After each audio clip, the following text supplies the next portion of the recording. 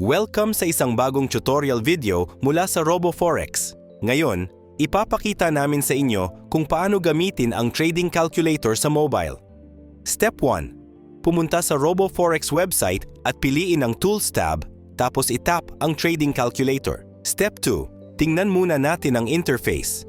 Dito, pwede mong iset ang preferred parameters ng position na gusto mong i-calculate ang details para rito. 1. Ticker na tumutukoy sa trading instrument na pipiliin mo. Note na available lang ang trading calculator para sa currency pairs at metals. 2. Position volume in lots. 3. Leverage ng trading account mo. 4. Currency ng trading account mo.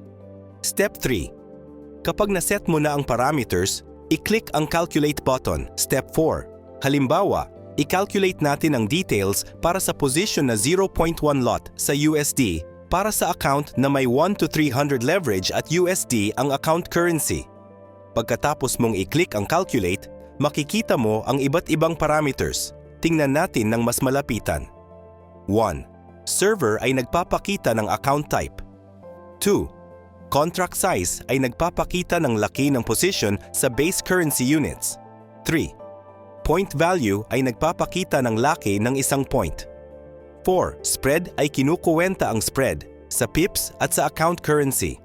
5 at 6. Swap short at swap long ay kinukuwenta ang swap volumes para sa short, sell at long, buy positions. 7. Margin ay kinukuwenta ang amount na kailangan mo para ma-open at ma-support ang position ng specified volume. Step 5. Subukan nating palitan ang ticker sa GBP/USD, ang position volume sa 0.5 lot, at ang leverage sa 1 hanggang 100. Ito ang result.